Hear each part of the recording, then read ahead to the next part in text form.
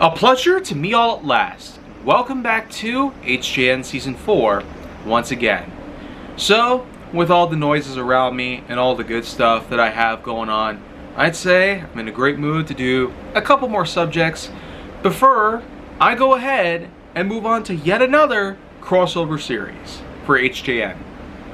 Yeah, and this one, I even chose a theme for it.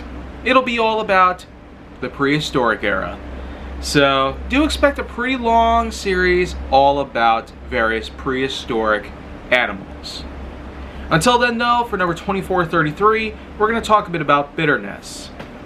Now, bitterness is one of several different types of flavor, apart from saltiness, sweetness, sourness, and otherwise. But bitterness, of course, while it's mainly detectable by the back side of the tongue, typically closest towards the throat or the uvula, this kind of flavor is typically not something that is looked upon positively by people of all sorts, as bitterness is typically known to be in certain foods, including some fruits and vegetables, like grapefruits and kale. Bitterness, of course, does accompany a variety of other foods out there, apart from some organic stuff.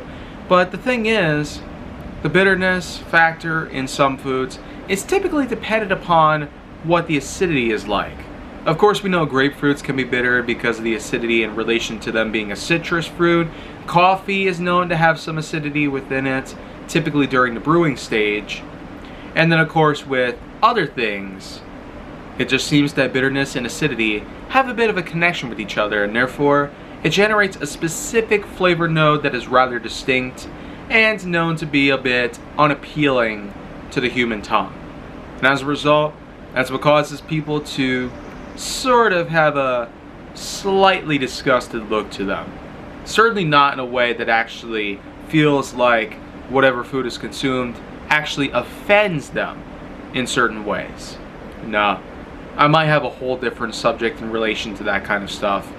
But apart from that, I feel like bitterness was well made for this show, and so I'm glad I had a chance to talk about it. Of course, like I've said, 2 episodes from now, and a certain amount of time that should pass because I am going to need another break from HJN content, I will have a thing that I'm personally going to be calling a million-year story.